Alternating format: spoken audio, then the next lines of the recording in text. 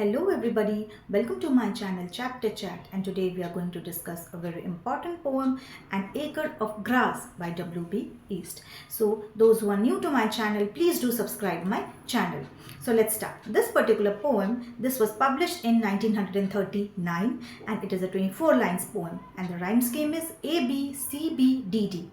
And what is the theme of the poem? The theme is old age and death.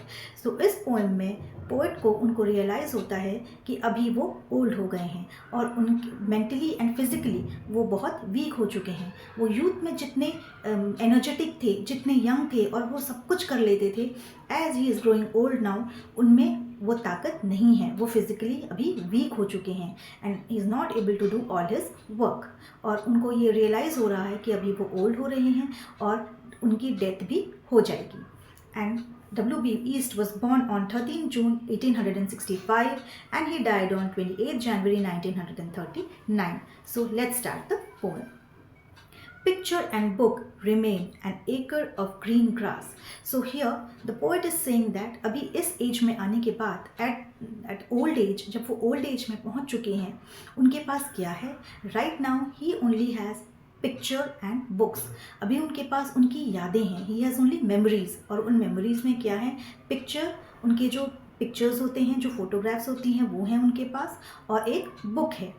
And एकड़ of green grass, and और उनका जो घर है, उनके घर के साइड में उनका एक एकड़ ऑफ ग्रीन ग्रास है, मीन्स ग्रीन एक फील्ड है, एक एकड़ ऑफ लैंड है उनके पास जहाँ पे ग्रीन ग्रास है। फॉर एयर एंड एक्सरसाइज, तो अब वो क्या करते हैं? He can get fresh air and he can do exercise in that field. जो फील्ड है वहाँ पे उनके घर के बगल में, जो साइड में, वहाँ पे वो एक्सरसाइज करते हैं और फ्रेश एयर उनको वहाँ से मिलती है। Now strength and bodies goes midnight and old house. Now strength and body goes means अभी जो है उनके बॉडी में he can not feel that strength any more. जो यूथ में उनको एनर्जेटिक जितना फील होता था, अभी इस ओल्ड एज में आके वो एनर्जेटिक फील नहीं करते हैं। वो बहुत रेस्टलेस फील करते हैं and he gets tired. Midnight and old house where nothing stirs but the mouse. So he is living in a house, he is living in a big house, और उस घर में उनके साथ कोई नहीं है। From here we can see that he is living alone. उनके पास उनके घर पे कोई नहीं है। He is living alone in that house, and what is disturbing him?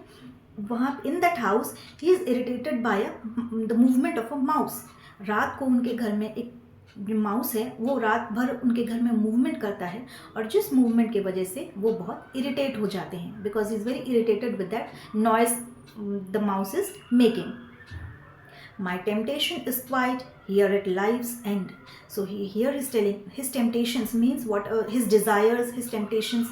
आप देखोगे when you are in youth, you have so many desires. मुझे ये करना है, मुझे वो करना है। Our life is full of desires and wishes. हम सब कुछ करना चाहते हैं, हम घूमने जाना चाहते हैं। We want to fulfill all our desires and we want to work. But right at the old age, अब वो पोइट कहना चाहते हैं, अब वो इस स्टेज में आ गए हैं कि उनके डिज़ायर्स अभी ख़त्म हो गए हैं। अब उनके मन में कोई भी डिज़ायर्स नहीं है। My desires are not, his desires are not there at this stage now. Everything is okay. उनको अभी किसी चीज़ में भी इतना इंटरेस्ट नहीं है। Neither lose imagination nor the mill of the mind. So he is telling, now I cannot imagine anything nor I can think anything. वो अभी कुछ इमेजिन भी नहीं कर रहे हैं और कुछ सोच भी नहीं रहे हैं। फिजिकली तो वो वीक हो गए हैं, physically he is weak no doubt, but mentally also he is tired, और वो अभी कुछ भी सोचना नहीं चाहते। You see, this is the difference between old age and youth. When you are young, you are very energetic, you want to achieve this thing, you can run day and night, and you are at your highest spirit. हम बहुत energetic होते हैं youth में, but gradually जब आप old होते हो तो बॉडी साथ नहीं देता है। Your body gets tired, your mind gets tired, and you want to relax and sit, because वो एनर्जी नहीं रहती है ओल्ड एज में। This is what happened with the poet also, and he is telling this. Consuming its rag and bone. तो rag and bone, what is rag and bone? यहाँ पे जो poet है, poet's body is known as rag and bone. वो अपनी body को rag and bone बोल रहे हैं। Slowly the old age is consuming his body. तो वो यही कहना चाहते हैं कि slowly the old age is consuming my body and my spirit. उनमें वो ताकत अभी नहीं है, both physically and mentally. Can make the truth known. So this is the ultimate truth, that as you grow old, your energy level will come down, and this exactly the same thing is happening with the poet. वो जैसे old हो रहे हैं, अब physically और mentally उनमें इतनी ताकत नहीं है कि वो सब कुछ कर पाएं. Grant me an old man's frenzy. Frenzy means here what even the spirit. जो grant me an old man spirit, तो उनको एक ऐसा ये दो where he want to change. Myself must I remake. He is telling I want to rebuild myself, I want to remake myself. As if the poet is not happy with that restless stage. वो youth में इतने energetic थे और अब इस old age में आके he is not happy with the state. He wants to be energetic, he wants to feel energetic once again. till I am Timon and Lear, or that William Blake. So he's telling, I'm not happy with my stage. I want to rebuild myself. And how can that? I want to rebuild myself like King Timon or King Lear. तो वो बोल रहे हैं, मैं उन राजाओं जैसा, King Timon and King Lear, both are king, very powerful king. तो वो कह रहे हैं, I want to be powerful. I want to be once again be powerful like the King Timon and King Lear. मैं उनके तरफ फिर से वही एनर्जी के साथ उनके तरह पावरफुल बनना चाहता हूँ.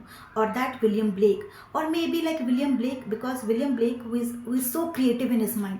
अगर मैं फिजिकली इतना ताकतवर नहीं बन सकता, if I can not be physically more strong, at least mentally I want to be creative like William Blake. William Blake ने जितनी अच्छी अच्छी पोइट्री लिखी है, उनके तरह क्रिएटिव मैं बन जाऊँ. I want to be creative like him, so that I can write create more very good poetries in my mind. Who beat upon the wall till truth obeyed his call. Who beat upon the call means who were creative at that age, means these people were very creative at that age. At old age also they were creative, so I want to be creative. Till truth obeyed his call, till the wishes are obeyed, till all his wishes are obeyed.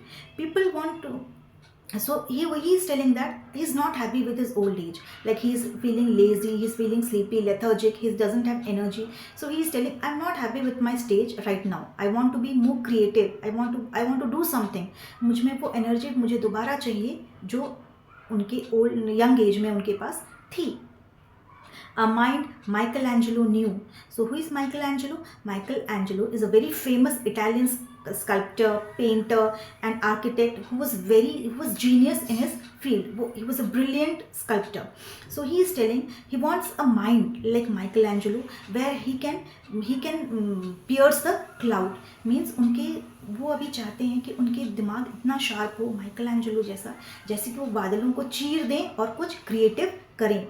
इतनी अभी वो थक गए हैं, he is tired, but still then उनके mind में ये सारे थॉट्स चल रहे हैं कि वो ऐसा कुछ हो जाए कि वो इन ब्रेव लोगों की तरफ फिर से ब्रेव बन जाएं और कुछ रिमार्केबल अपने लाइफ में अचीव करें. Oh inspired by frenzy, shake the dead in their shroud, or forgotten else by mankind. So he is telling, I want to create that passion once again in my life so that I can shake a dead man in his shroud. This means कि वो इतना कुछ ऐसा powerful करना चाहते हैं कि जो श्राउड मीन्स जो कॉफिन में जो डेड मैन को रखा जाता है कॉफिन में, वो इतना कुछ पावरफुल लिखें कि जो वो डेड मैन भी श्राउड से वो तड़प के उठ जाएं. वो इतनी ताकत होनी चाहिए उनके काम में या फिर उनकी पोइट्री में. वो इतना कुछ फेमस या फिर इतना कुछ अच्छा अचीव करना चाहते हैं.